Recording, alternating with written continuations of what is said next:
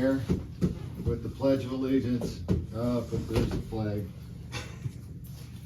All right, go ahead, Ken. Of the United States of America and to the republic for which it stands, one nation, under God, indivisible, with liberty and justice for all. Okay, so,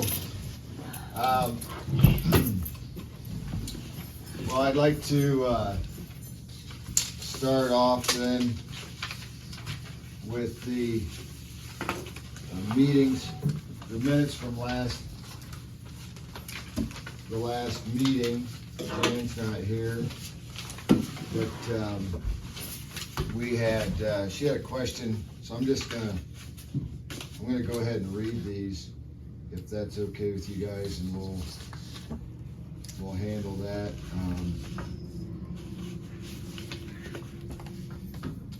So we met on the Planning and Zoning Commission, Zoning and Planning Commission meeting was held Wednesday. Can you hear me okay on the, okay. Meeting was held Wednesday, August 10th, 2022 at 5:30 at Town Hall. The meeting was called to order by Gabe Oberlin, Zoning Inspector. Attending the meeting were Commissioners Bill Boylan, Mark Greenwood, Michelle Reinhardt was absent. Attending also was Ken Reinhardt, Councilman, Jan Reed, Mayor, Don Oberlin, VP of CIC, council members Steve Jordan and Brian Smith and Bryce Steiner were guests at the meeting, along with village residents Matt and Mandy Moore, Sandra and C. Dub Harper and Allie Bergzazi. Last month's meetings minutes were approved on a motion from Greenwood with a second from Ken Reinhardt.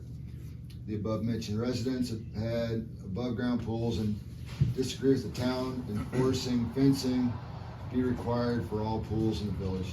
After lengthy discussion, the committee agreed to amend the zoning ordinance, section 903, by eliminating line 2 and changing section 903 to not require fencing around above ground pools. However, in-ground pools must have a 4-foot fence around the entire pool. This will be presented to the village council at the next regular council meeting scheduled to be held Monday, September 19th, 2022.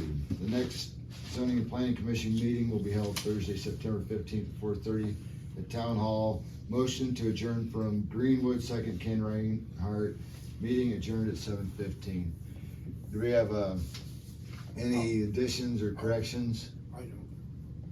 I'll make a motion to approve. Motion to approve, okay. By Ken, Second. by Mark, all in favor. Bill? Yes. Michelle? Yes. Okay, so meeting, minutes are approved.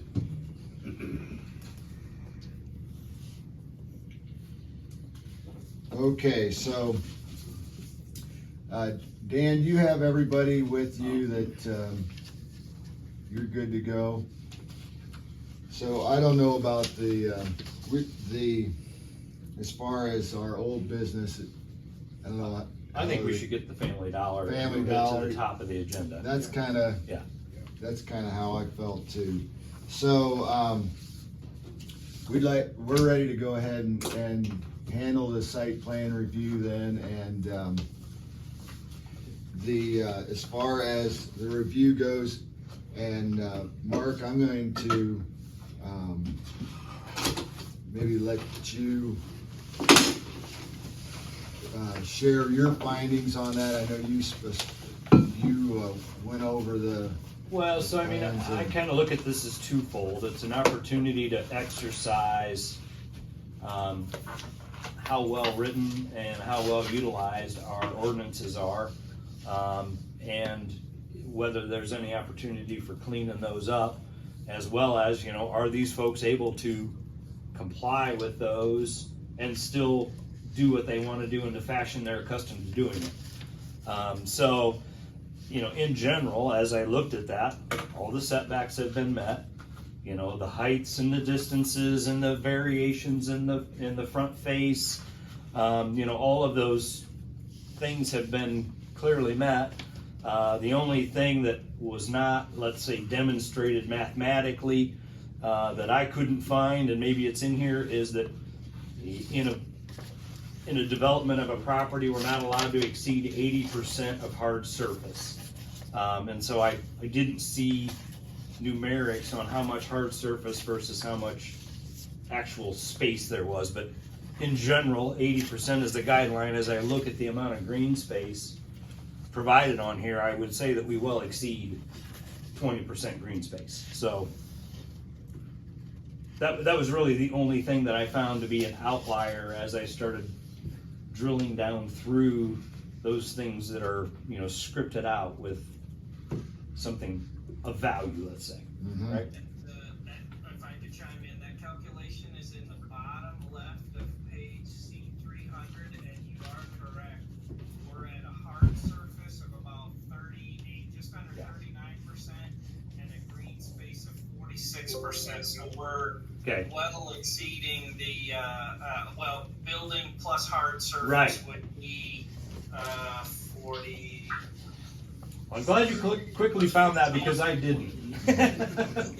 Yeah, we're total hard surface building plus parking, 53%, so well below the 80% required. So we're good. And then the only other thing that I found that is more on the ordinance side as being very poorly written perhaps, is that we have a value of a 30% window to the front facing portion of the building. And so you are at 30% when we talk about the lineal face, right? You have 30% window frontage to the lineal face, but it doesn't say that in the document. It just says 30% window. Well, 30% of square foot or lineal. And I think here again, I think it's an opportunity to clean up the ordinance to say something more to the effect of, 30% lineal face, first floor or something like that. Because if we apply that to the B1 district, which falls under this same specification, your second and third stories are never going to have 30%, coverage of window. Hey, Gabe, sorry to interrupt. Yes. People still waiting in the lobby. Would you mind letting them in? Oh, there are? Somebody got locked out? No, lobby in the Google Meet. Oh. Google lobby. Google Meet. Yeah. All right. Sometimes our door locks here and people get stuck literally out in the... Virtual, not literal. All right. Yes. All right, so I need to write these names down for, that was, And these are all people from our team, Gabe. Some of the okay, architects. Molly, I got Molly McKee. Yep.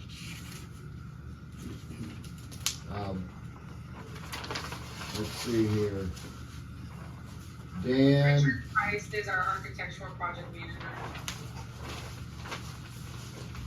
Richard Price, you're the architectural manager. That's correct.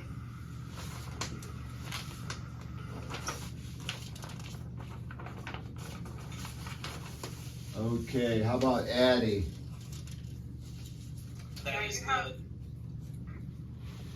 We're the developer. You have Rachel Rosado here in Douglas, Compton. So the developer is you, and who was the Lewis? I can message our names if that's easier for spelling. You have Rachel Rosado. You're on the screen, I think it's okay. Okay. Daisy Schultz.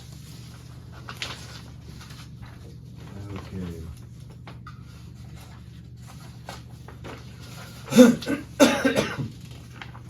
Okay, well, I think, and Sean Seymour.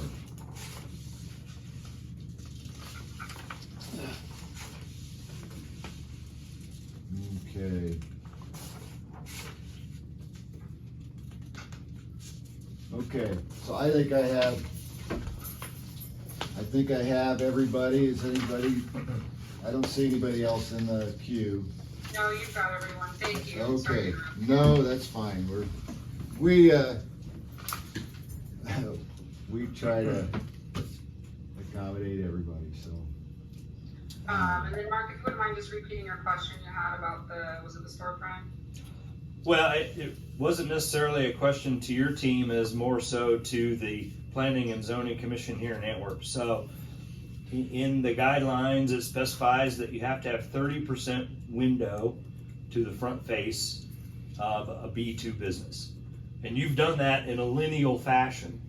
But if we did it to the square foot approach, we're short of that. And I'm not saying that you need to be square footage. It's just to say that the ordinance doesn't say in which fashion that 30% is derived. And then don't let me speak out of turn, Molly or others, but to help them with future ordinance conversations, this is our typical, correct? Just to help them for future retail projects. This front face is one that we use in quite a few communities. Am I speaking correctly there? That is correct. Yeah, so just to help you out, this, at least for this Family Dollar, type of retail project, this is a very typical front face. And so as you're looking at linear versus square footage, just to help you out, this is our typical, so. So just from us versus them standpoint, when you look at other ordinances, have they defined a 30% guideline for window on frontage? I'll let Richard speak to that one, or others, maybe even Compton Addy, if you've dealt with that. Yeah, this has been a prototypical building. The only other one that we run into is the value engineer building with the ethos and brick on the front storefront. Yeah, I mean, every municipality is different, so there are some that don't speak to the window at all, but this is our typical, and that's what we do, don't know if we could be much help there as you look at future, but it's pretty typical, and the fact we meet it means you're somewhat in line with what we see elsewhere. Which good practice, right? Yep. Yeah. And that's kind of what I was trying to go through is, as I was reviewing all this and trying to lay it against what we have in our ordinances, because, I don't know that we've ever really tried to grind through that process in detail, so. All right. And so does your other typical storefront have more windows in it? No, just different materials on the front of the building. So, yep.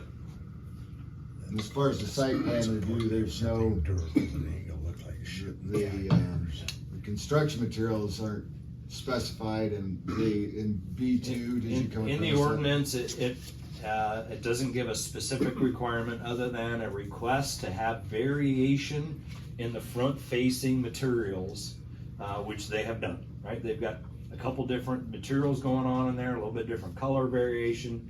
By the time they get the signs on there, it's gonna look like a Family Dollar, and it meets our requirements. We don't have any stone requirements on a B2 business. But you probably prefer durable surfaces, not sheet metal. Right. Okay.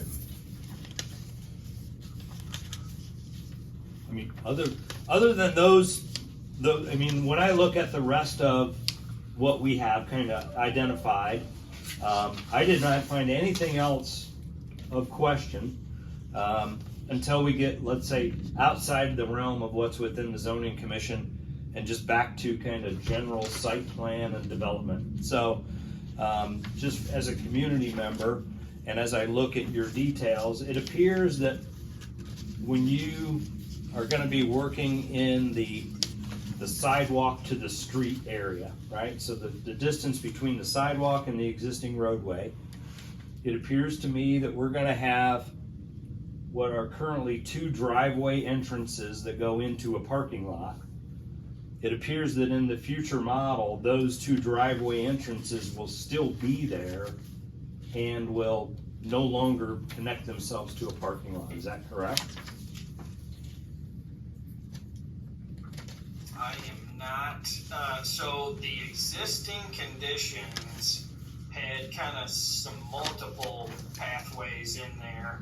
Our proposed, which is shown on that C300 page, we have a driveway south to East River and a driveway east to Oswald.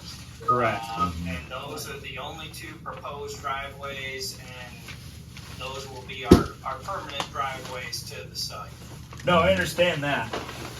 And here again, you know, this is outside of the boundary of what you've staked out as yours. It's in the right of way. Yeah, this is concrete and curbing that is in the right of way. There's there's 3 existing approach slabs, and you're proposing to modify one and to leave the other 2 approach slabs in place as they exist currently. So, let me do a Google Street View to make sure I'm understanding your question correctly. Just a second here. Yeah, right now there are currently 5 in that little strip of I gotcha. landscaping. There are 5 driveway entrances to the 2 adjoining properties. Got it. So, we're up for discussion there as far as, helping to clean up. We do not plan to use those other ones, and we're going to leave them as is. You know, they'll be driveways to nowhere. Because they'll go to the back of the sidewalk and hit our lawn area. And so, you know, we're up for what may be best for the town in those locations. If you want, you know, that landscape island to extend all the way through there, and for us to do high back curve through that whole stretch to get rid of those other 2 that'd be 1, 2, yeah, get rid of 2 of the drives, and then the one we're modifying, we would be up for that. That's just a lot of work in your right of way. So we're up for a discussion there. I mean, just with my engineering hat on and my personal preference, I think that would be appropriate. Okay. No. We would be okay with that being kind of a pending approval. Yeah, and that's why I say it's outside of the scope of what we're trying to do here tonight, and I'm only bringing that up as just more or less a concerned citizen, right? It's outside of the scope of what we're doing, but at the end of the day, when you're done, I'm a little concerned that Grandma's going to come in, you know, in January when it's dark out and wheel into one of those driveways. So that I'm not speaking totally out of turn, is the rest of our team that's on the line. You guys are in the loop there. That's not a big deal to get rid of the 2 driveways. If you go to Google Street View real quick, there's actually 3 driveways through there, and what we would propose is to kind of get rid of those between the sidewalk and the back of curb, and extend these gravel landscape islands all the way along the front there. I think that'd be a good thing. You don't want people kind of having driveways up into your lawn area anyways. Right. So. Right, yeah. Do developers have anything to say on that, Addie? I think we're good with that. Family Dollar just ideally wants 2, so I think we should be fine. Yep. You're not proposing, I mean, so then, for practical purposes, it sounds like, I mean, we could vote, they could vote on it if they wanted to, but, and I'm just really a facilitator here, but, as the Steve, zoning inspector. I'd propose that be because it's not shown on the drawings that are in front of you, that be a, you know, part of a contingent approval, and that I would follow up with you, Gabe, with revised plans that show those removals of those driveways and the extension of the landscape islands between the sidewalk and the back of curb. Okay. that, I agree with Mark, I think that's probably a practical solution to that Yeah. problem, and probably would be, knowing that area well, that would probably be in Family Dollar's best interest, or the developer's best interest. Okay. Then, so, do we have any, Bill, do you have anything? The only thing I had, on the preliminary drawing, you showed a retention pond to the east to handle runoff water from the building and the parking lot. That was addressed to run through our storm sewer system now, rather than having a retention pond. Correct. Your system has capacity, and the current, before the grocery store, I think as I was talking with Gabe, that burned down at some point. Anyways, the current conditions, sheet flowed to the roadway, and we're going to be creating more grass than what that condition was. Way more. And so we were able to connect directly. We're doing it underground instead of sheet flowing it on, onto the roadway and into the curbs. So it's a little better condition, and we're sending less water than that condition when the grocery store was there. And so as we worked through the details, that was the best way to connect, and there wasn't a need for a detention pond because we're sending less water than what the grocery store did. Absolutely. And with this being in the downtown district, kind of, right, it's right adjacent to what we call our B1 business district, I would prefer not to have a pond. And we have, that's our best storm sewer access point right there. You're a couple hundred yards away from the river. You're gonna get that water out of here. You're in a good part of town for drainage. And It's right at a spot where it upsizes from 18 inch to 21 inch too. That's why we picked that structure to come into. So it's hitting a decent sized pipe, Yeah. and we thought that was a good connection point. That sounds good, Bill, Yeah, that was my only question. I'm glad that you were able to do it differently rather than having the detention pond. I just wanted to make sure that had been addressed properly. It sounded like you've done more than adequate. Yeah. No, and I knew that the grocery store, in prior conditions had exceeded, they were well over 80%, I'm sure. They had hard surface everywhere on that property. And no storm sewers, it was all pushing to the roads, the two of them. Ken, do you have any questions or Not really. concerns? So I noticed the signage was not specified, or it was to be.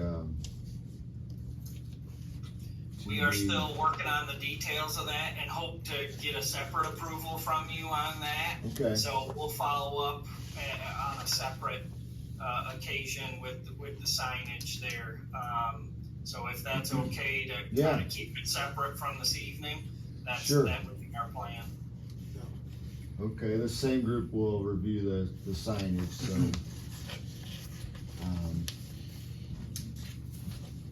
I don't have any questions. You got any more, Mark? No, I like it. It's very thorough, very detailed. I think it'll fit that landscape much better than what we have now. So I'm looking forward to it. Especially if we're able to clean up that roadside islands and get rid of those driveway access points. And I know that's kind of outside of the scope of what we're doing here tonight. But I see no reason to object in any way to this from an ordinance standpoint. There's nothing that they haven't complied with. Right. Okay, so did I hear that was I would make a motion to accept this plan and approve it for the next phase of construction. contingent upon the removal of the additional street approaches? I don't even know that I would make it conditional to that, because that is outside of the scope of the ordinance. But Well, that's- not necessarily. we can have that discussion, I don't know, so. Traffic flow is in the Okay. scope of the site plan. Yeah. It was put And into the other owner. Right. It wasn't put in by the city, it was put in by the previous grocery store. Yeah. So I feel like it's within the realm of this Okay. commission to make that, request. Does that sound fair? Yes, we are fine with that. from Okay, Our side. alright, And you only wanted the two anyhow. right. Okay, so is that, the motion is to, Change your motion. I would make a motion to accept the plans as provided, contingent on a new solution for the sidewalk driveway entrance area along River Street.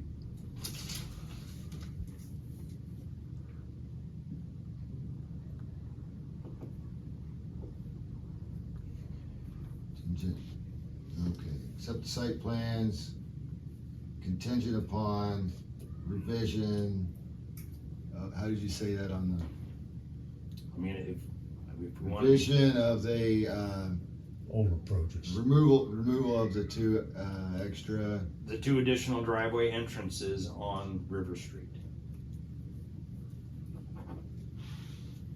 To include a contiguous curb.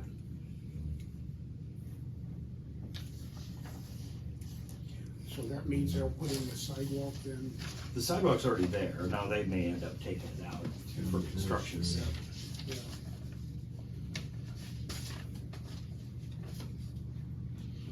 But I would venture to guess that we So- will have to. So there will be just two drives?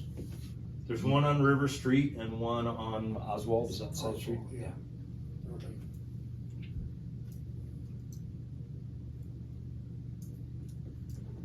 okay, this is what I was able to come up with. Okay, Mark moved to accept the site plans contingent upon removal of the two extra driveway approaches on River Street. Sounds good. That, where, is that on the same page with you, Dan? Okay. Is there, I'll second it. we need to second it, Noah, okay. Seconded by Ken. And, all in favor, Bill, I approve. Michelle? I approve. Okay. Motion passes to approve the site plans with the contingency on the River Street approaches Okay, being thank changed. you. Just for clarity, Dave, is there, I know in some communities it goes on to another committee. This is all the approval we need as far as site plan. I know there's a building permit process, but as far as the site plan, we have full approval this evening, right? Correct. This is Okay. you've been approved the site. It doesn't have to go in front of council, does it? No. So then the process would go to, once you have your state building permits, then I can issue the zoning permit and you can start construction. And that could Awesome. happen, relatively quickly. So, but, you know, along the same pace that my other correspondence have been, Yep. I think Appreciate it.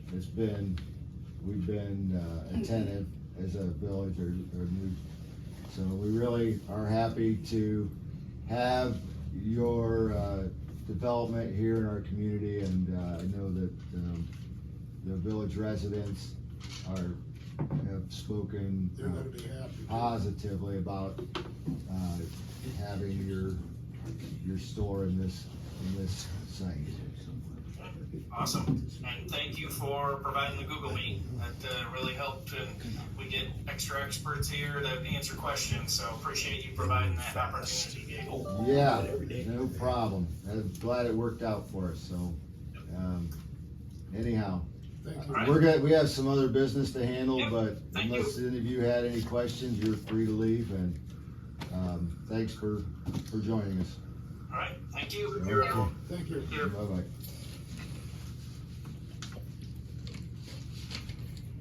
Okay. So.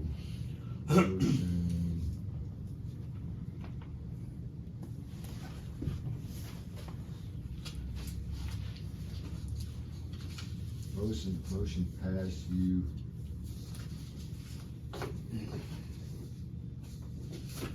I get get to do the minutes too, so. Okay, and I can,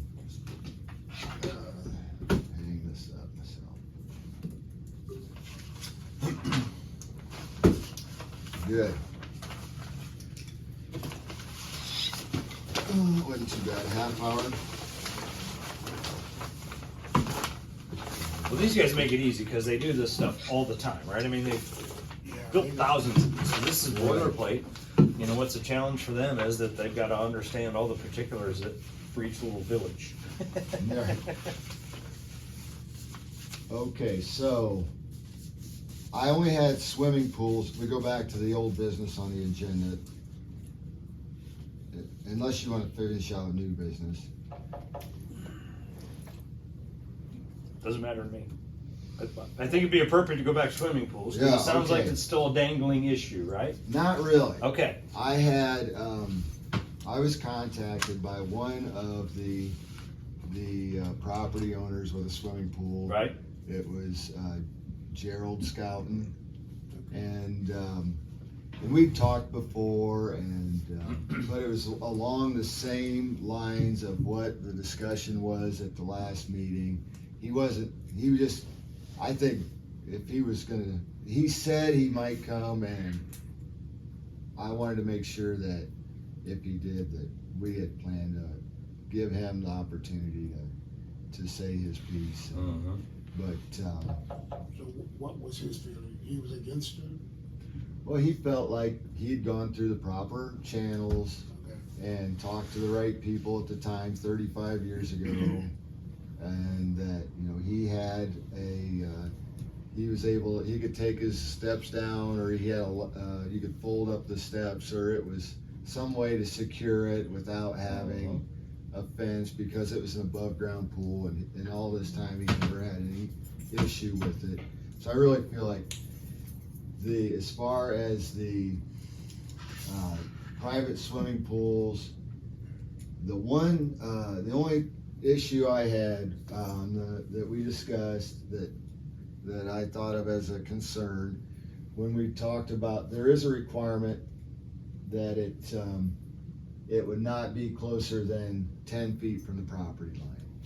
And I don't know that that's an issue for an above ground pool to have it 5 feet instead of 10 feet. But what about if there was an in-ground pool right next to the business district, or some area where you might be potentially undermining a foundation or something like that? I think that might have been played into the 10-foot rule on as far as the setbacks. Well, I thought our last meeting, we already approved the 5 foot because of a lot of people are in You did. condominiums You did. and their yards are a lot smaller, where the 10 foot wouldn't be a You wouldn't have a feasible. lot of room. Yeah. So then, at this point, and I typed it up, maybe I should print this out. But, I would like to point out, though, that thing that you forwarded me from the state, residential private pools are exempt from that building code. And I would like building to, code or the That zoning? come code? from Melanie? from that code that you sent us from Melanie, Oh, there's Yeah. one exemption, personal private residential pools. right. So they talked about residential pools, right? We all presume that means personal private residential. They're speaking to residential pools as in an HOA, right? Right, Got a homeowners association, they put up a pool. They have to comply with those regulations. yes. Because it's not, That's, it the is- way that is written, that is who it's specified it's to. private, but it's public for the people, or. It's private for that neighborhood, Right, yeah, but it's not personal private. right, So there's a distinction in, you know, even right now, we're overstating what's in the state. yeah, And I just would further point out, it's the only building code we have in our zoning ordinance. So if you follow the zoning ordinance on, let's say, a residential structure, what's the minimum building code? Right, we don't have one. Don't even have to have a roof. Just some of our houses comply then. You know, and it has posed problems in the past, right? We don't have a minimum building code, so a property can just go in decline to such an extent that it's not livable anymore, and we don't have the means to deal with it. So that's a separate issue, but it was just one of those aha moments that as I started, if you start at the top of the ordinance and work your way down through, right? So when you talk about, Bryce, can I see your ordinance that you got? Absolutely, sir. So if you start at the top, and this is just another gap, right? We haven't really strictly tried to apply these things, and so when you start at the top, single family district, so you have permitted use, conditional use, and accessory use. And then you go into your setbacks and parking. Nowhere in here is a swimming pool allowed. I can put up a shed, accessory building, or a greenhouse. But a swimming pool is not an accessory use. So, you know, by virtue of what we have right now, swimming pools are not allowed in the village. They're defined, and we say we have to have a fence, but they're not allowed in any of these applications as an accessory use or conditional or anything. They're just not mentioned. So I think, you know, as you start, we dove all the way down into the weeds. Like, all right, let's start at 30,000 feet and work our way down. And when we start at the top, we omit those completely.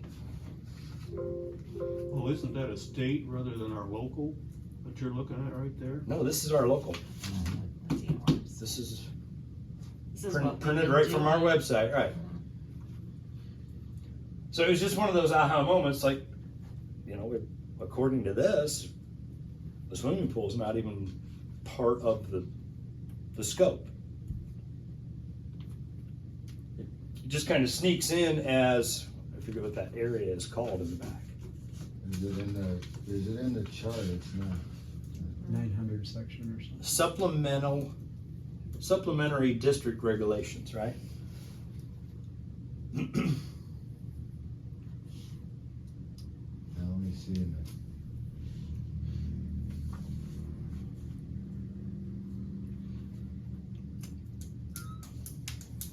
I don't know.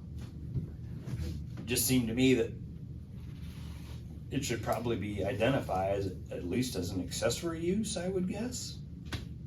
Right? It's just a simple accessory to your home. I don't know.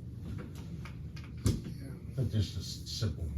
Yeah, I know, but I'm just saying that I want to exercise should be the addressed. process, right? Should be addressed. At this point, we talk about swimming pools, but we haven't allowed them. Haven't identified them as an accessory.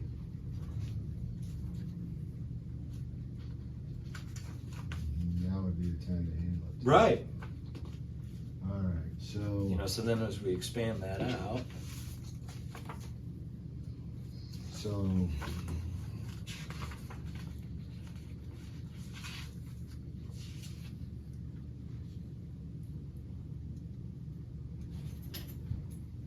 I don't think it said that's business related.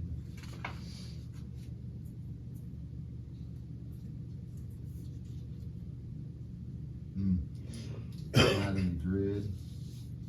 That's a really good point. So they're all illegal. that's what I mean. It's like, at a minimum, it's, I would assume, It be should an be in accessory there, yeah. use, right? Mm-hmm. You know, so then when we look at an R2 multiple family district, I would assume it should be in there as well. Mm-hmm. Right? If you're gonna have a duplex, maybe they're gonna each have a pool. Who knows? Mm-hmm. So, yeah, in these residentials, it should certainly be in there. Now, R1A, trailer parks, we don't even mention accessory use that I saw. R1As. Got a lot of regulations too. So are you proposing that we add swimming pools, in-ground and above-ground swimming pools, or just swimming pools in general as an accessory use, we only need to basically define it, right? So as an accessory, we just say swimming pools. What is the code on the accessory part of that? On the R1, 303.03. And then it points the user to the table in section 311, which is all that. Yeah. And it's not in And then it doesn't get mentioned again until we go to. there. Accessory use is defined as a use or structure on the same lot with and of a nature customarily incidental and subordinate to the principal use or structure. And then what is the definition of Swimming pool. Swimming pool. If it says swimming pool, if it defines it as an accessory use, then it would probably. Yeah, then I think we've got it buttoned up. Swimming pool, a pool, pond, or lake or open tank containing at least 1.5 feet of water at any point and maintained by the owner or manager.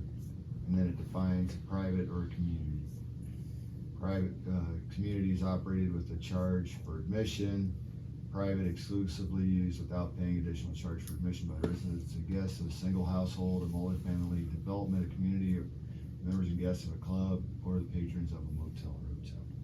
So it's not defined as an accessory use. And then there's a good example of where you might want to put it in B2. Right. Mm-hmm. If we ever do have. So,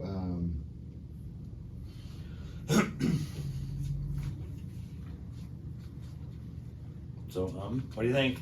are you proposing that we add swimming pools and accessory use to districts R1, R2, and B2?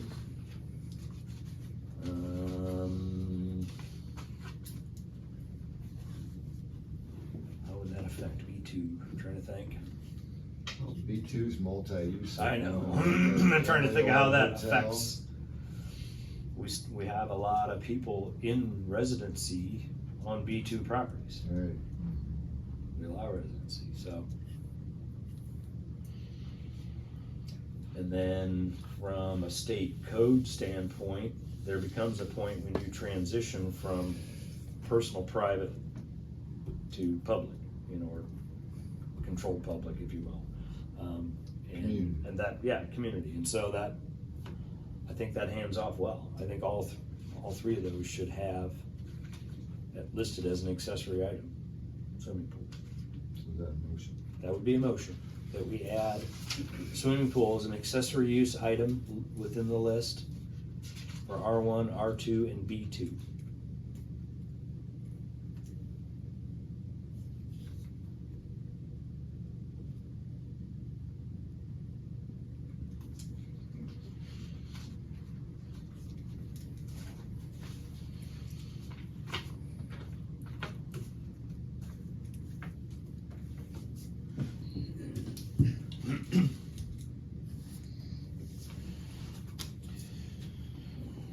Mark moved to add swimming pools as an accessory use in R1, R2, and B2.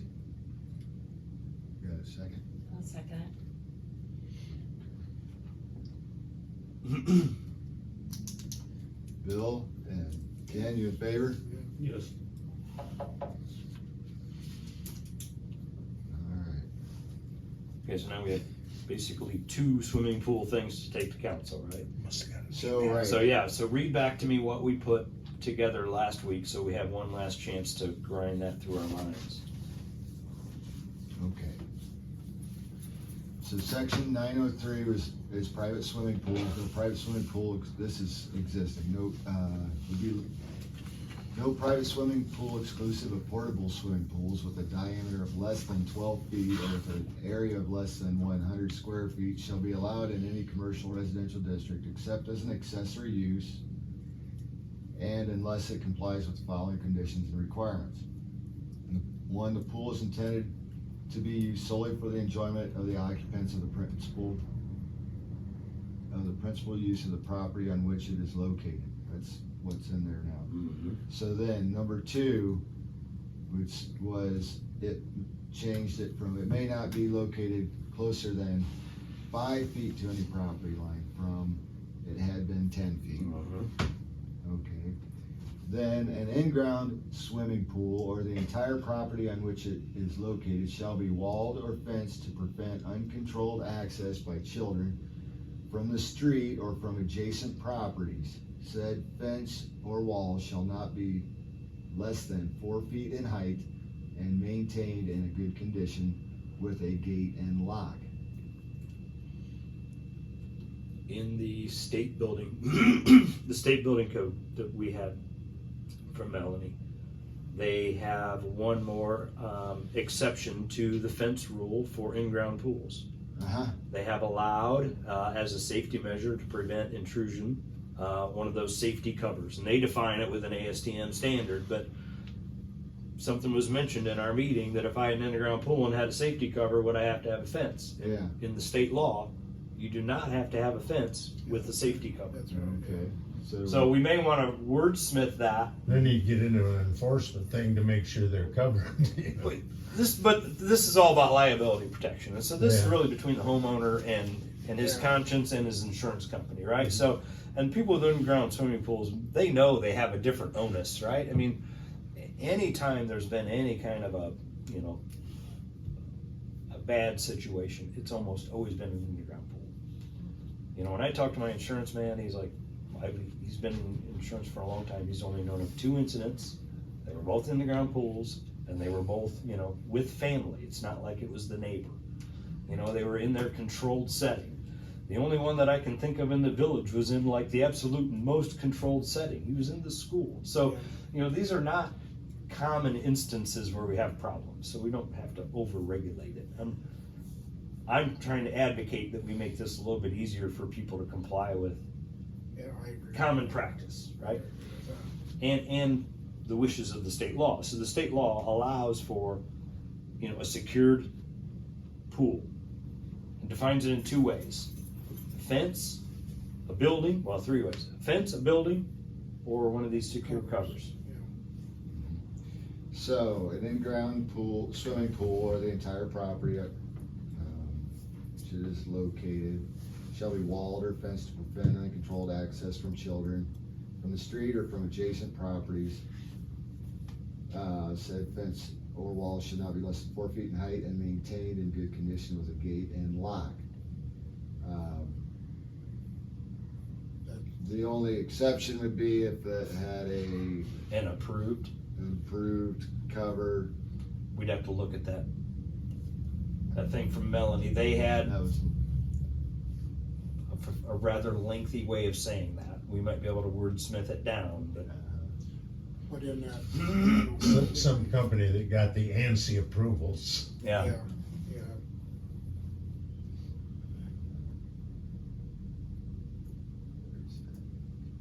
You could word it as a state-approved hardcover pool. We could just use the word approved, right? Yeah. An approved safety cover.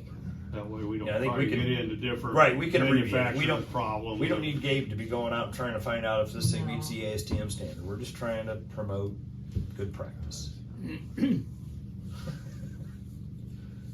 And give a homeowner an option to do Either the way. right thing in either way.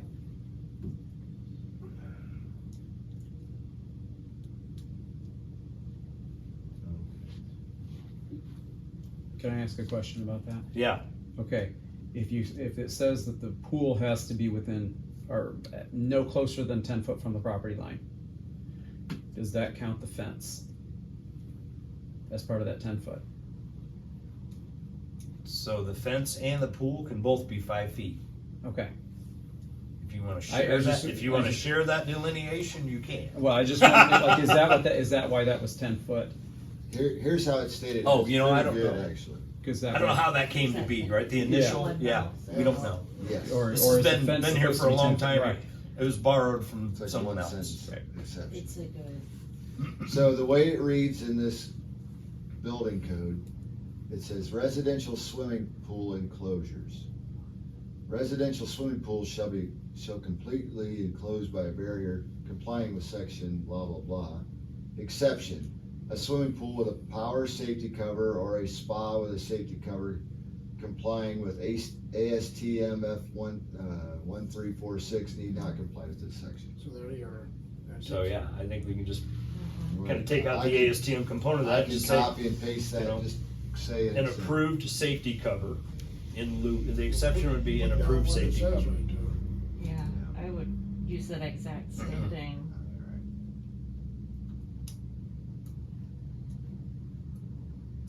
Okay, so after gate and lock, I added, it's copied and pasted. Exception, a swimming pool with a power safety cover or a spa with a safety cover complying, we said,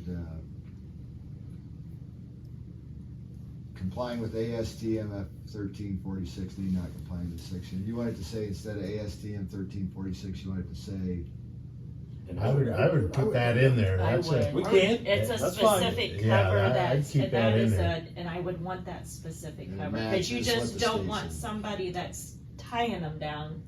You want this specific Right. with the motorized Yeah, coming show us down the and locking ASTM it standard, down. it's a heavy track. And it locks it, like you could walk across that. I wouldn't On want. the other side of that though, if the numbers change next year, are you gonna change it?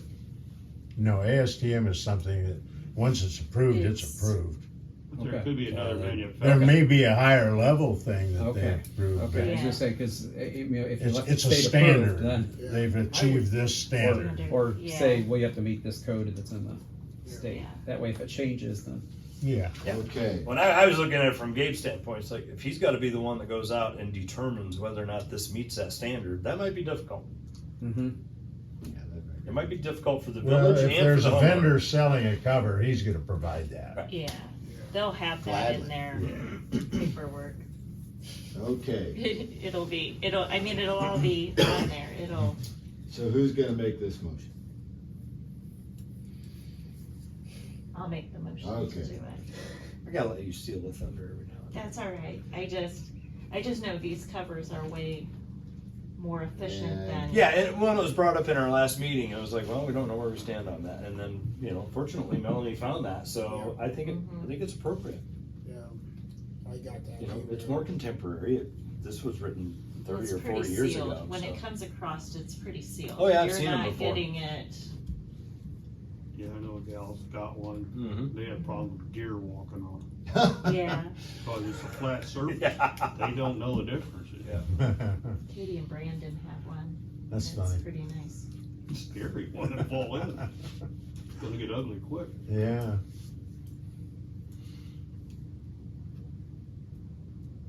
You gonna run out of paper? I know, Uh-huh. Jan picked a good night to skip, Yeah, right? she did. We'd have had her in a tailspin with all that anyway.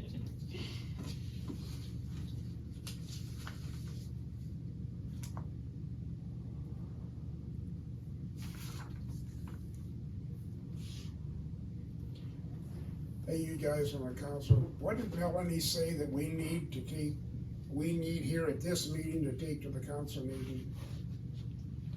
An ordinance? I'm gonna get the strike through version for them to review. You're gonna take care of that? Yeah. Yeah, I'll be at the Okay, next basically. meeting. Oh, so Whatever- you'll present this with strike throughs and Whatever your added. motion is gets. I'll have a presented. handout for you guys that just shows the changes, and then I'll have a copy, I'll make a full copy of the whole thing, Okay. that you could review the whole thing, and they can take that over to Yeah, Brian's office, and he can show it to whoever doesn't show up. Okay. Yeah, that'll work. Okay.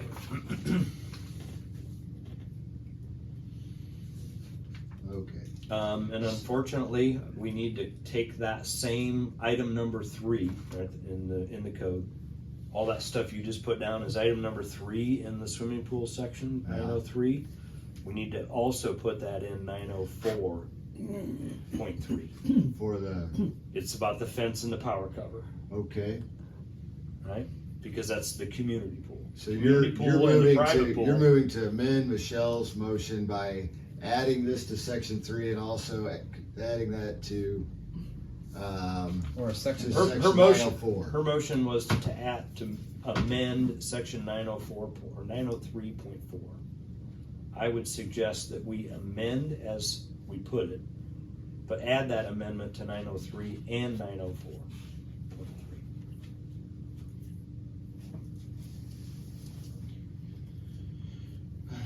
Apologize. I just realized we still had a conflict between those two, and they're both riding the same bus. motion to, you're moving to amend the motion to add it also to section, To use the same nomenclature in Okay. both, correct.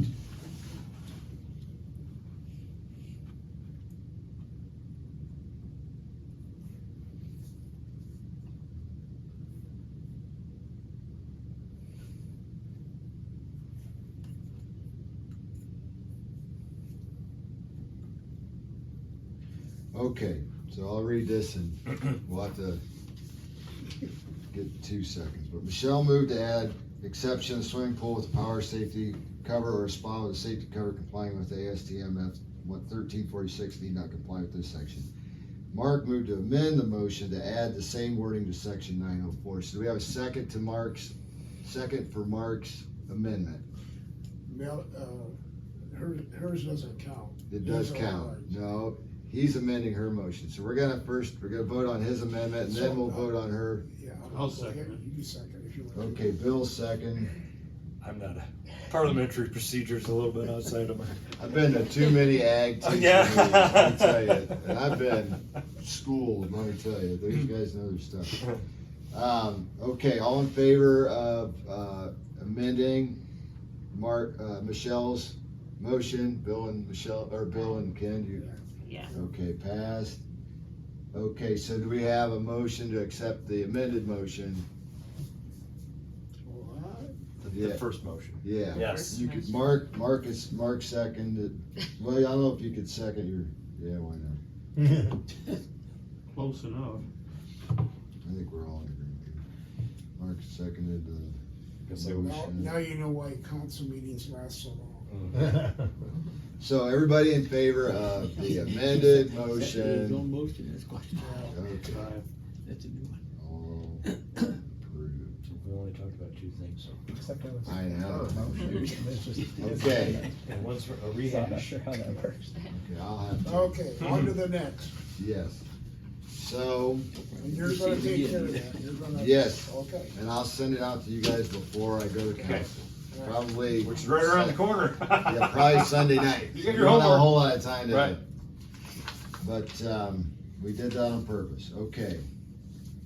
So, as far as thoroughfare plan, we need a big map to look at this whole thing. Okay, And, because we're going to hem ourselves in if we go with this CIC proposal on that brand new B2 section.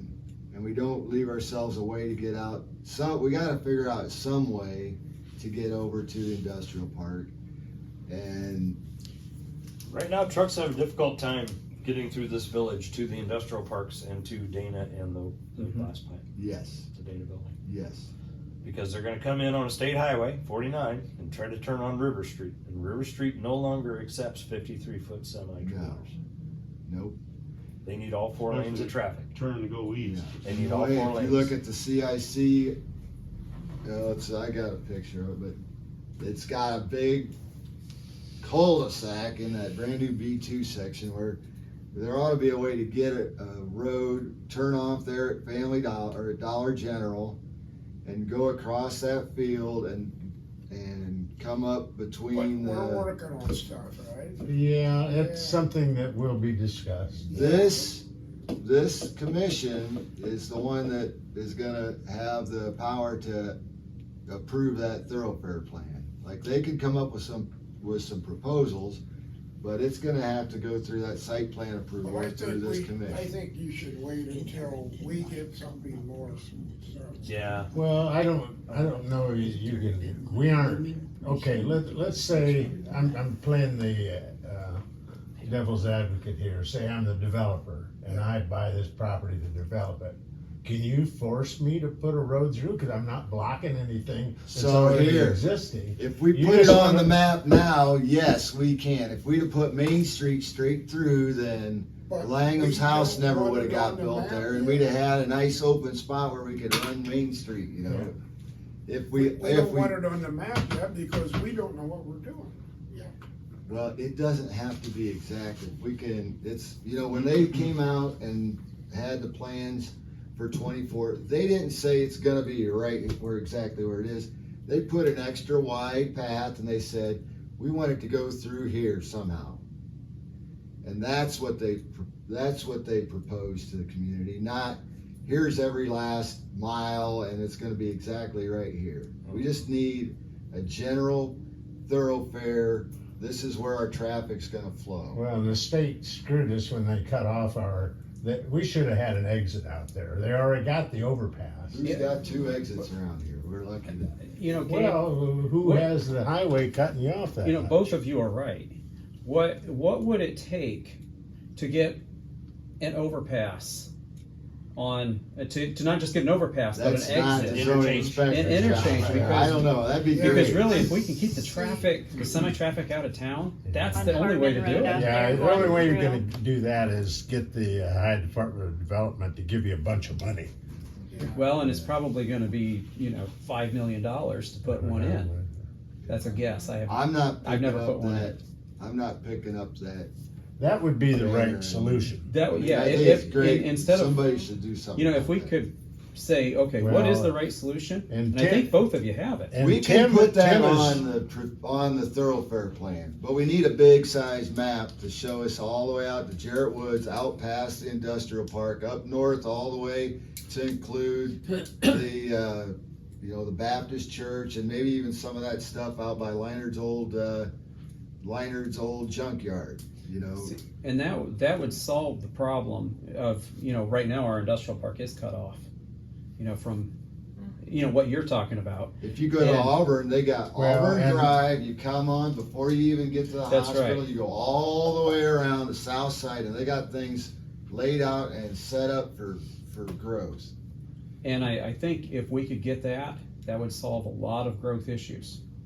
Well, Tim Copsey is working on the High Department of Transportation, and they can't justify it because there isn't the flow and the need right now. Yeah. So really, if we're going to accomplish anything, it's going to have to be through the High Department of Development, who could come up with, you know, it's a Well, and if political we thing. had, Well, if and we they- had a comprehensive thoroughfare plan like the ordinance requires, then we could have something to take to the Ohio Department of Development, and then maybe they would consider our proposal, but Well- right now we got squat. And especially if we could go at it and say, hey, look, our industrial park was cut off.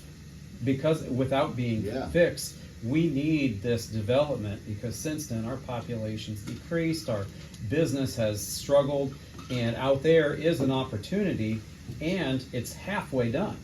You're right, all of the infrastructure's there, Yeah, even including, I think, a place for water on right? both sides. So, yeah, I think if Well, we the could come up with- landowner of most of that land, they need to be included in this discussion because, Absolutely. Well, that's I why, don't think anybody's that's why you post saying that. the notices of the meetings I and. know, but some preliminary discussion kind of, you know, Yeah. smooths things over to get things rolling, you know. But the owners of the industrial park, aren't they interested in developing it? Yeah, but you know, there's one thing we're running into as far as economic development is they had some people interested, or a group interested in space in Paulding, but they didn't have enough acreage. They needed more acreage than that.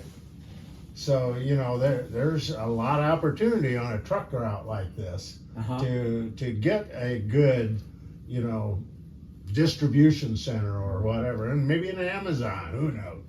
But the point being, you know, you need an economic engine like that to get the Department of Development to say, here's the funds to do this, and then once you get it rolling, then it rolls. But Well, I think this thoroughfare plan is I an understand, important- and important part of it.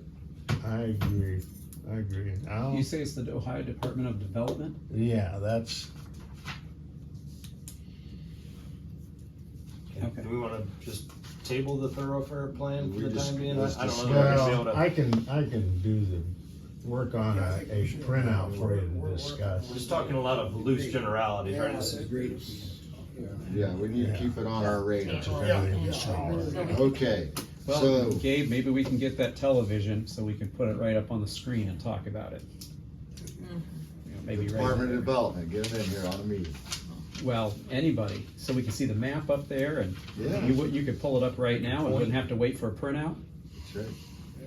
We Well, can put it right I up think- there above the copier. So, I think maybe we could, make a make a request of the council that we get a TV for. I'll bring it up. Presenting, okay, good, Yeah, all right. I don't see a problem with I'll that. make sure. I'll kick you. Maybe where we- I'll remind you to remind me. Right on that wall. So, that That wall one or right that over one, or- here, you know. Yeah. Okay, temporary buildings, so this is a, has been an ongoing thing. Back in 98, they added, if you look at under article, at the bottom half, we'll start with that, they created the definition of an industrialized unit, which basically, it's a pre-built structure, built off-site, and you haul it in. It says the last line, once at the site, the unit must be placed on a permanent foundation. And then it defines a permanent foundation, which is pretty significant. It's 3 foot deep, 8 inches wide, and it has to be 18 inches or 2 8-inch blocks, which would be 16 inches tall out of the ground. And so we had we've got all these What- temporary buildings. You pulled this out of our, section 905? This is, so 905, this is the one that was amended in 2020, and this was And that was mainly, because of these storage buildings? storage cubes, yes. Yeah, yeah. So that really before that, I was able to say, well, that's a temporary building, we can, Right. okay, well, this I feel like forced the issue, like, if it's a temporary building, then it can only be there 90 days. Okay, And if you're gonna keep it there longer than 90 days, then it ought to be on some type of permanent foundation. well, isn't it, didn't we agree back then, when was that, 2020 or something? 2020, yep. 2020, So I was not involved in that conversation, what, and I wasn't, if there was a meeting, I wasn't invited. That was in COVID, so nobody was meeting in person. I don't know how that got yeah, done at that time. I guess, none of these had. We were in COVID chaos that whole year. I was thinking that we, if it was gonna be They there didn't go longer through than planning 90 commission. I 90 wasn't aware of days. that. 90 days, they had to get permission from you to extend that. But Which there was, but that's still, let me see here.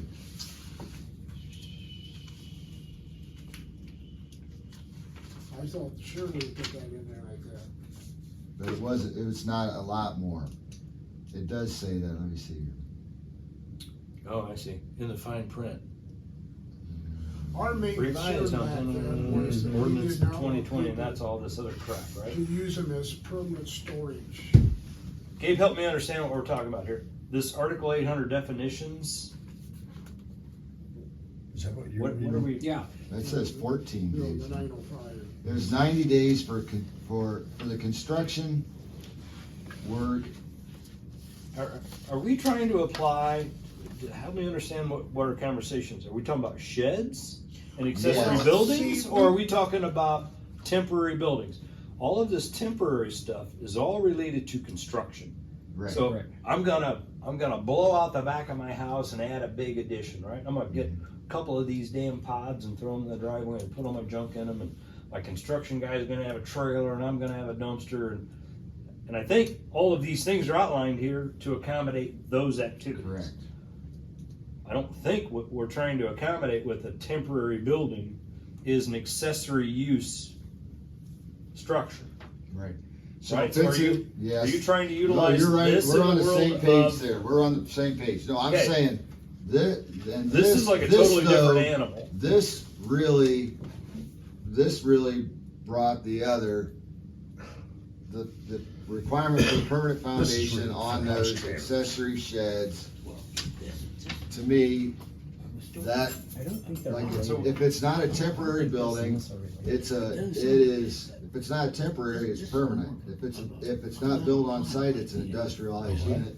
And if it's an industrialized unit, it has to be on a permanent foundation. Oh, you're And talking. When we pass that, movable. this, I think you're reading on between the that. lines an awful lot there, Gabe. Okay, all- how So would- if how you, would if you start adjust from it? the top down, right, I'm in R1, okay? So I'm in R1 and I'm on page, where are we at?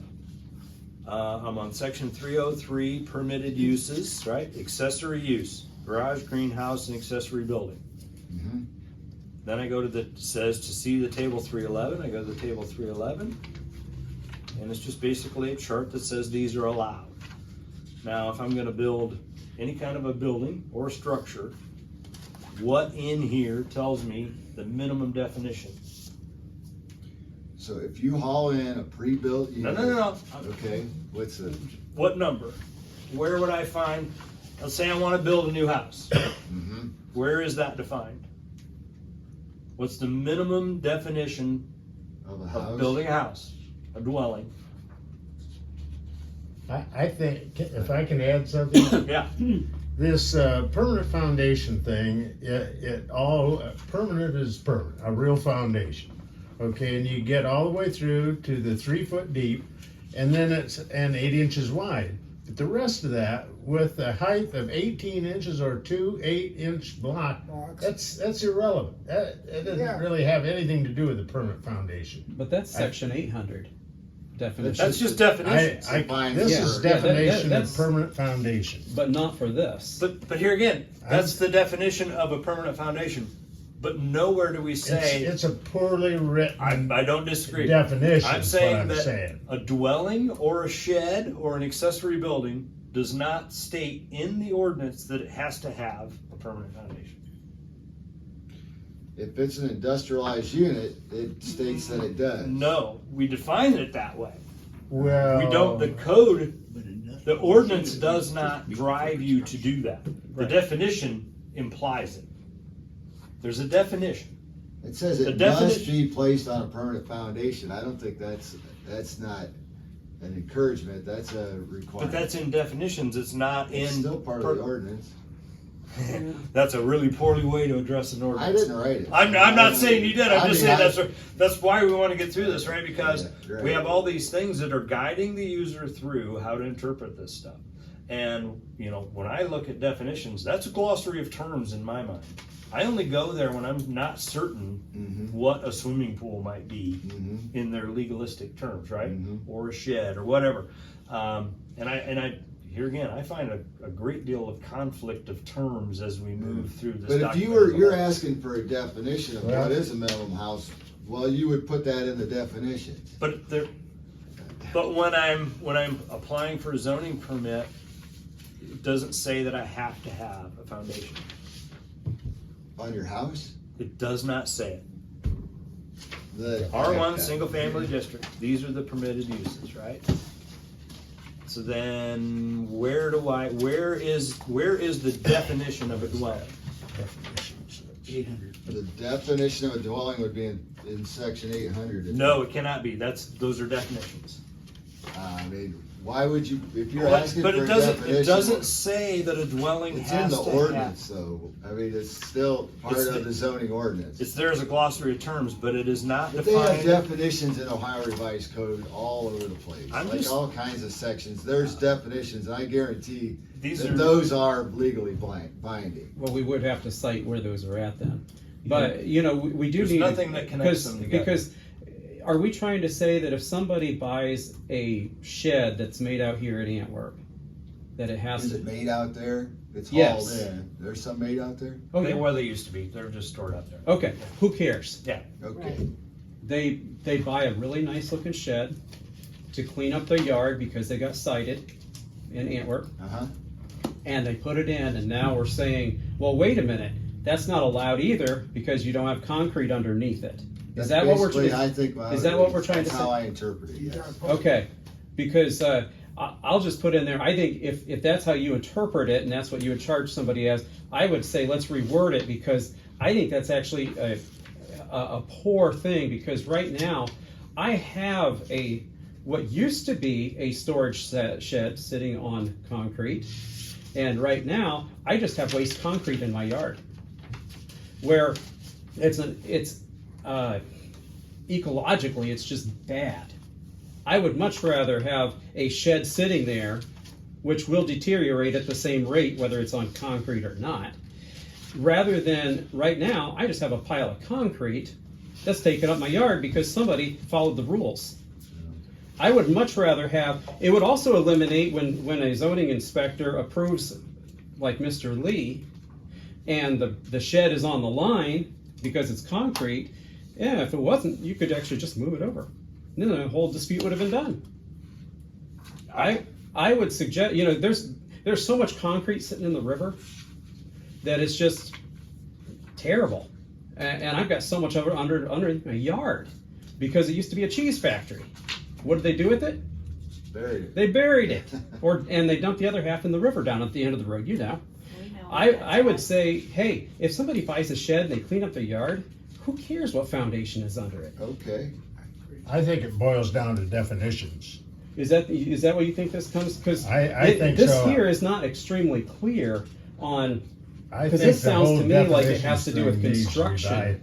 Because the one where it says permanent foundation, that's written for these modular homes that people want to bring them in, take the wheels off, and put skirting around. Right. No, you got to have so much block, and there's no Right, gaps. that's what I would say. That's so what that that's that whole applying definition to. is written for modular homes. That's That's where right. they're talking about industrialized units.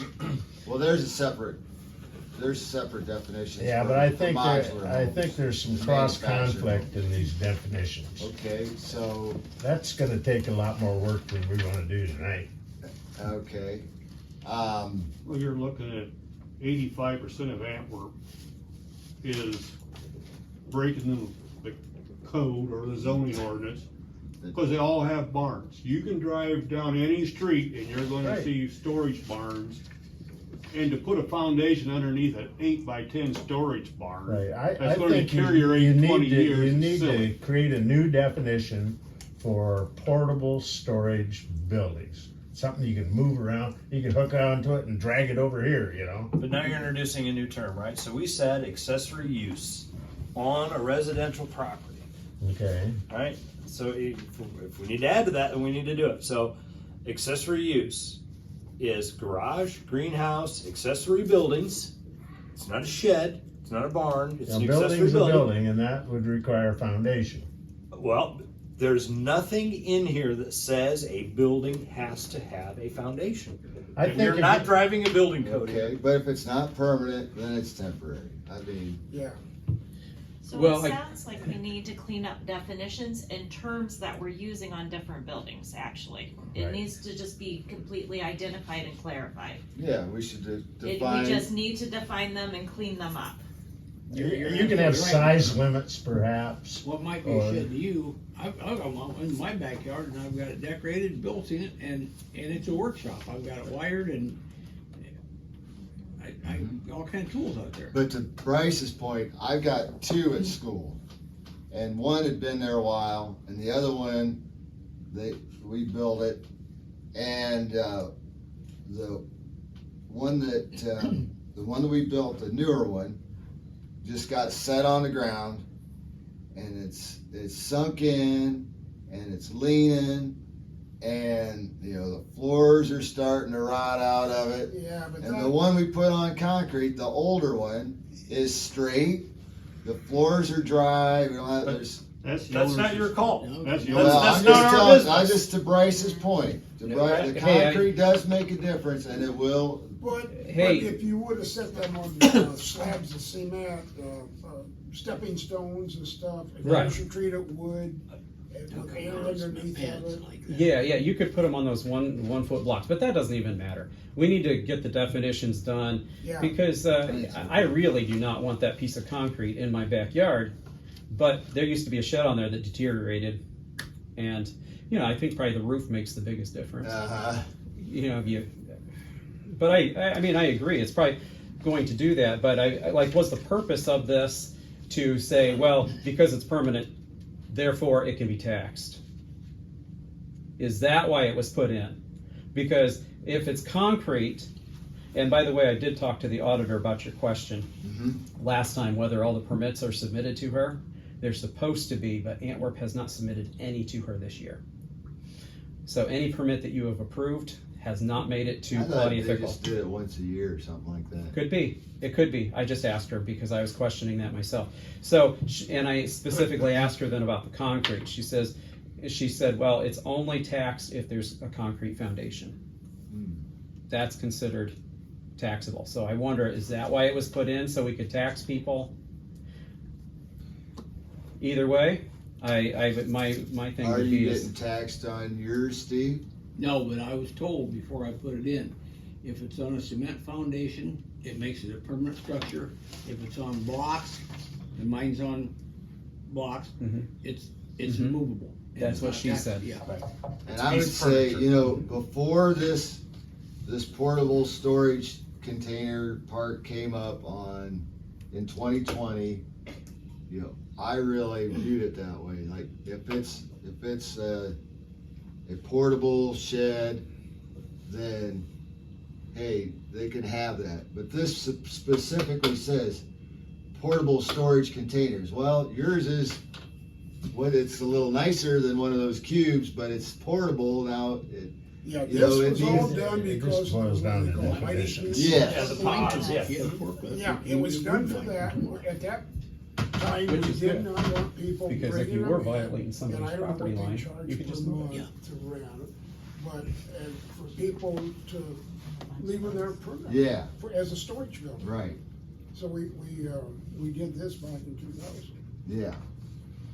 mainly because of those mighty cubes. Right. Yeah. I don't know, I still struggle with the idea of, right now, our zoning ordinances are not defining building codes. And what we're trying to do now with sheds, kinda like with pools, is we're broaching into the subject of building codes.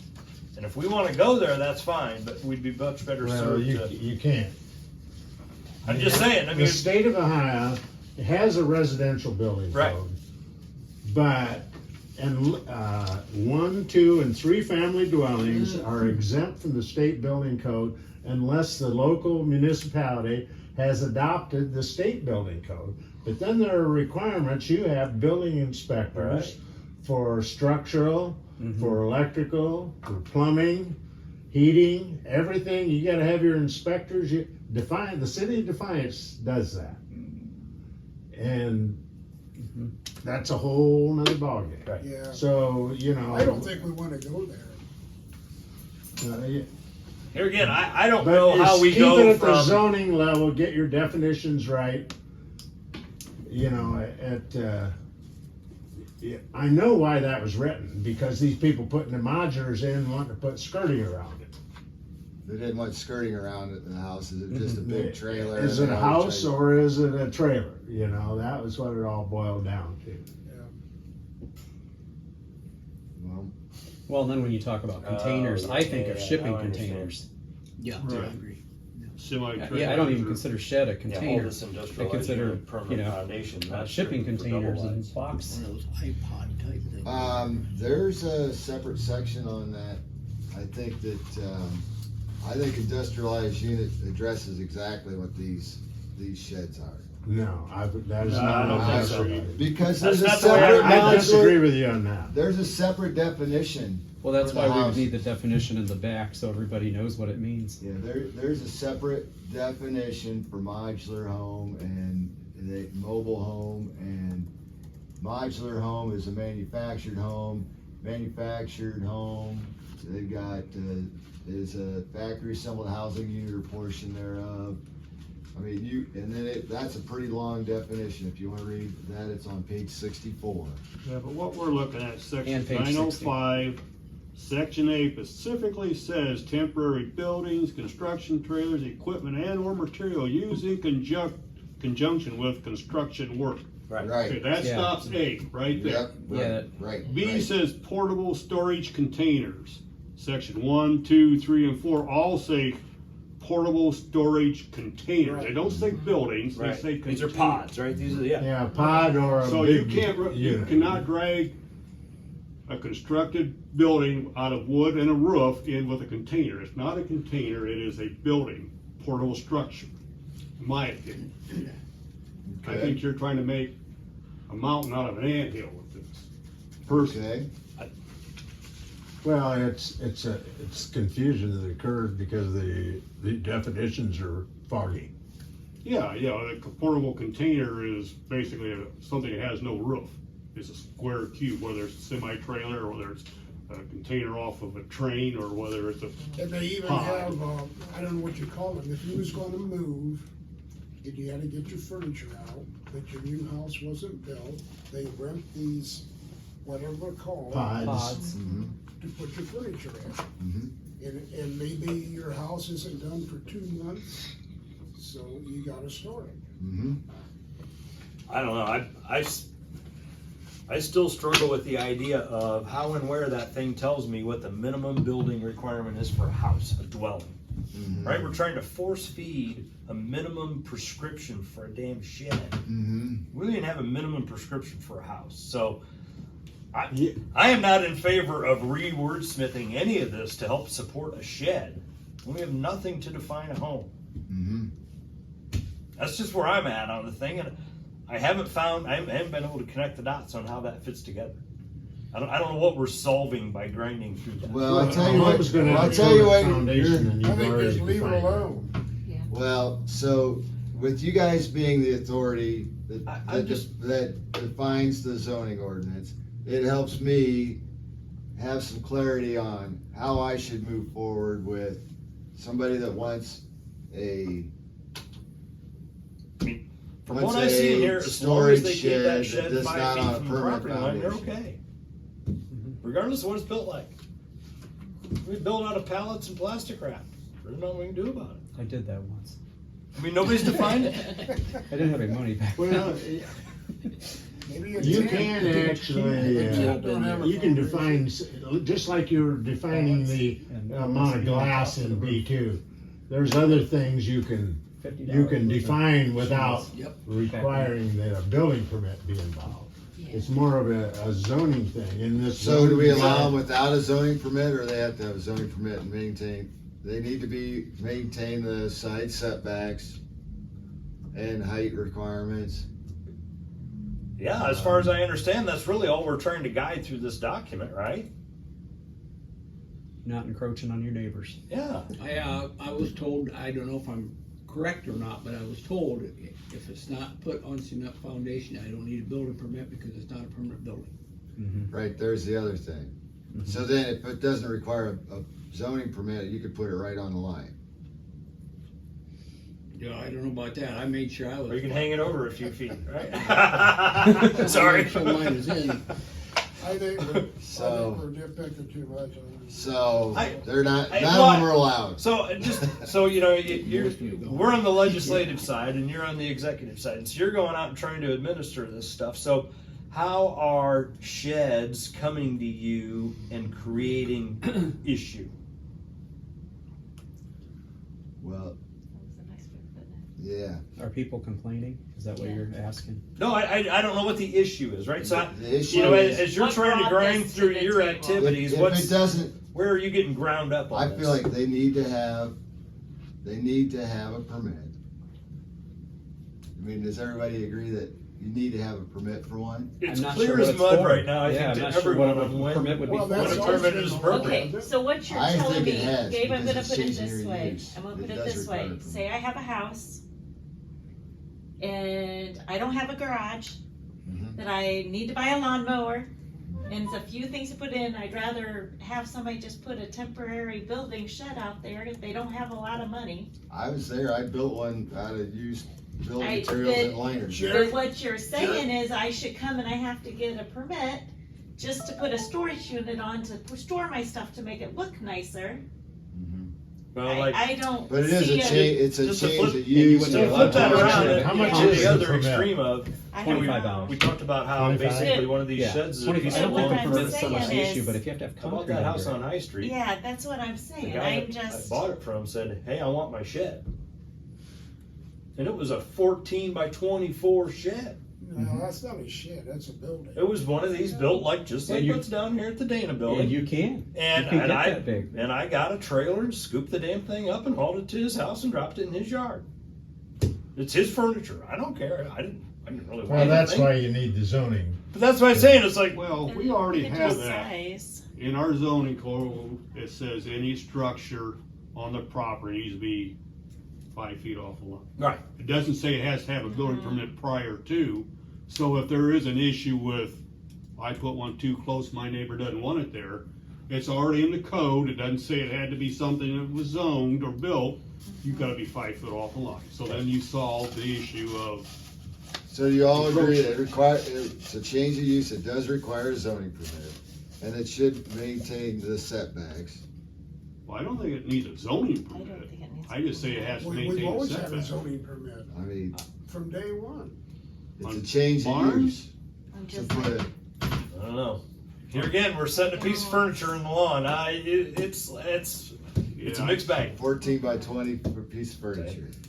It is what Yeah, it is. You I can't think, define it. using the term change of use is confusing because the state defines, the usage groups as residential and the different kinds of Okay. residential, Okay. industrial, commercial, you know, these are the use groups.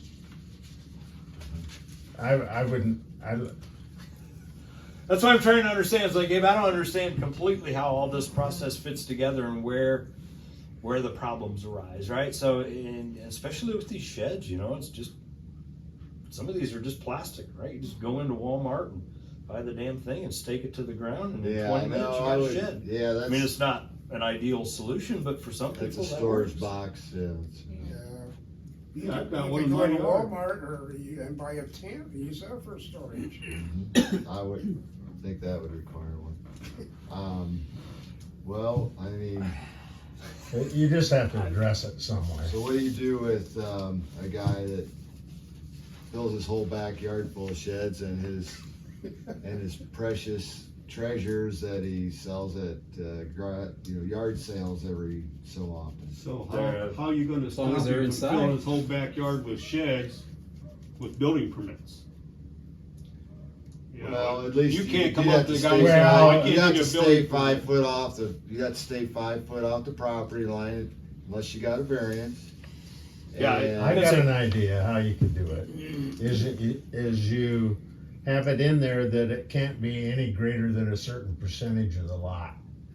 Like the 80% coverage thing, like, Or Yeah. to find a storage shed is not wider than, or not more than so many square feet, or, I don't know that you can do that. I don't know that. Well, yeah, But then you're If- getting into, if it's you're not trying permanent, to, you can't. you're gonna have to police this thing. yeah, You know, we run into that with the pools, you thought you had everybody and you oh, I missed knew some. I never had. You know, I never imagined I had everybody, and I never imagined I had all these sheds. Well, Gabe, what about, Right. you say the 5 foot setback? Can you say that for non-permanent stuff too? That way it includes everything? I feel like it does for anything, unless you have a Because, variance. you know, hey, somebody's got a car parked out back. Oh, a car? No, I mean, that's I mean, a motor you vehicle. That can would that- fall under. You can say, hey, no, I you're don't not have allowed any to. ruling, I don't have any. Okay, well, thing okay, on maybe not a vehicles. car, but, That's a driveway. you know, It's where you anything park your that's, car. you know, can you just say, things that are not permanent, which would therefore be temporary, must Well- still follow the setback rules. I mean, Done. That way, and you could And put how that do- under accessory use.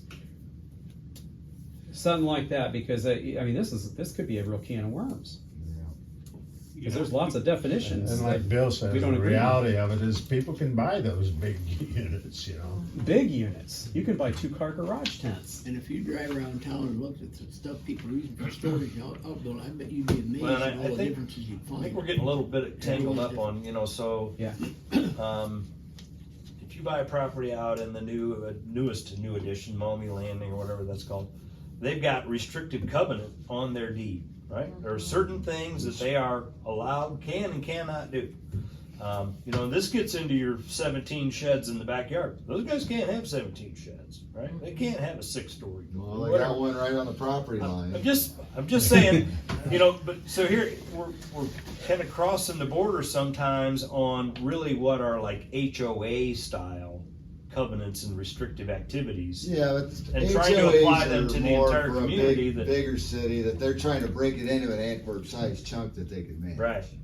And that we could at least have some say in our own community, and people could come in here and get involved in this discussion. And, Yeah, we need to be like a bare minimum instead of, setting the rules for my neighbors. Well, Mommy Landing But- could have an HOA. That's right. Anybody can have an HOA. New Edition it can is. have their own homeowners association or whatever it's called nowadays. Okay. all right, well, so we discussed it And we made no progress. Well, we're thinking about it. Well, so, you gotta make an action plan. There is a couple things I'd like to ask about on the code, but do you want me to wait until, schedule it for the next meeting or something? And here's what it's about, if you wanna look at your code. We have a lot of stuff that tells people they're not allowed to do business at home.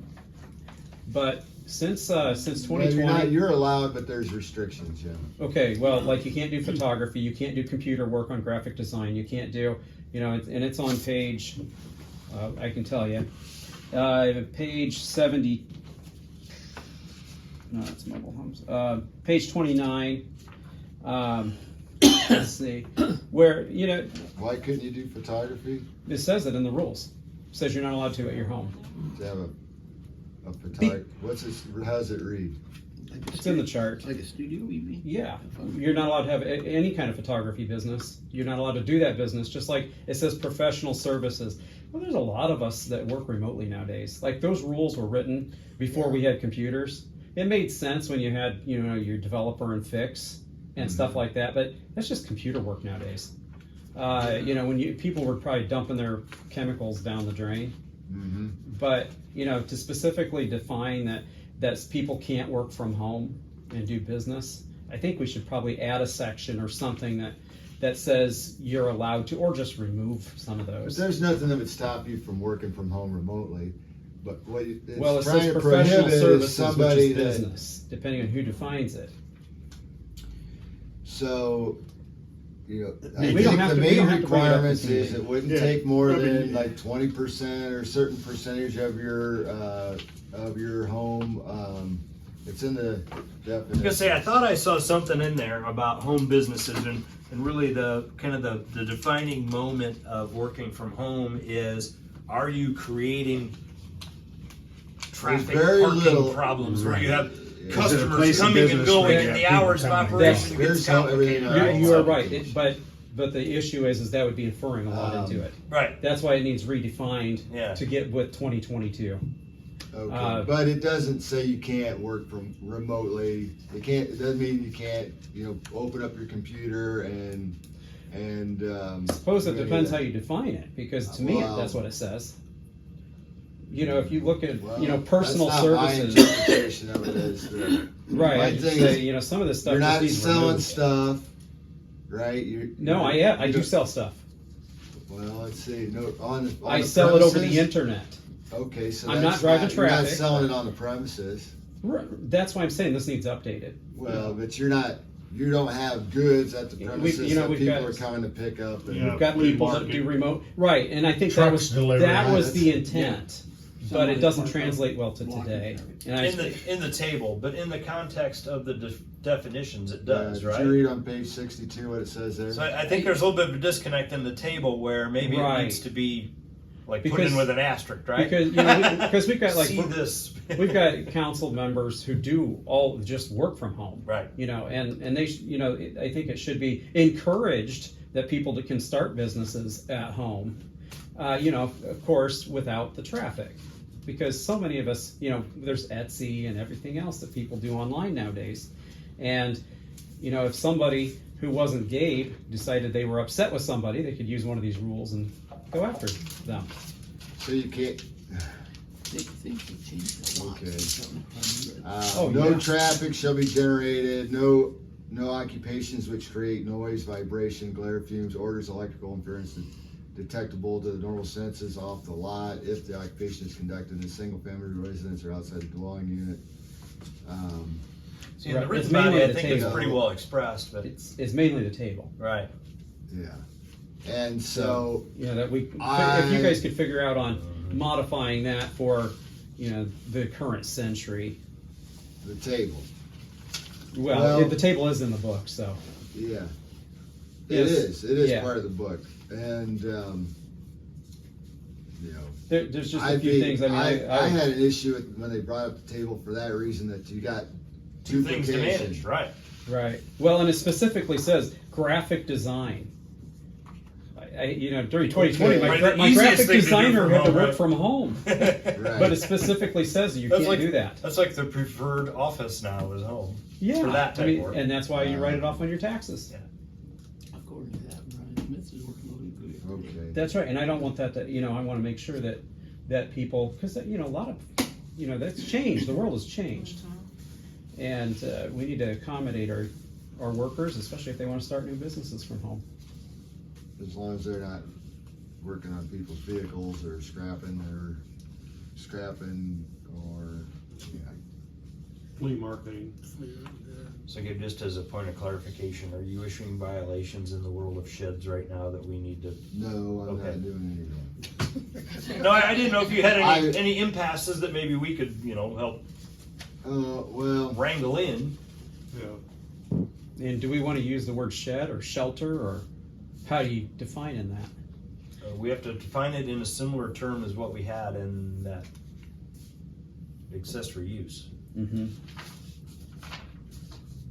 So it's either a garage or an accessory building, right? Right. And you expand those terms to, be inclusive of.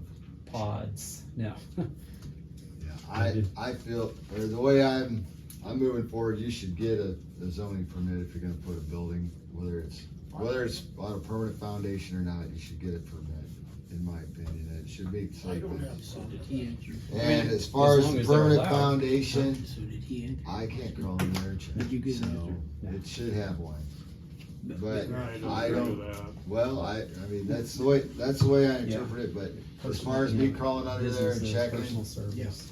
I don't know. Either way, That's your not neighbor gonna can happen. say, hey, they don't have a permanent foundation, that's gotta go, when it's really not hurting anything. Yeah, You're just looking at Graphic starting design. neighbor Yeah, wars. Yeah, we don't want any of this stuff weaponized, so that's why I say Right. we really gotta be I- careful about trying to create definitions that, I built one Point specific. 25 years ago for up at the Ice Cream Depot. Now the elevator's got it, it's sitting there, and it still looks I like. built one over 20 years ago, and it was at Liners, and they hauled it out. It's out at the Conservation Club. They painted it. Yeah, it's still probably good. The door came out of it was the old door off the, And or the it's hardware was still off the nice old, Yeah. the hardware store. Yeah, okay. What do we do? We Move to think about adjourn. this? motion to adjourn. Yeah, we- yeah. All right,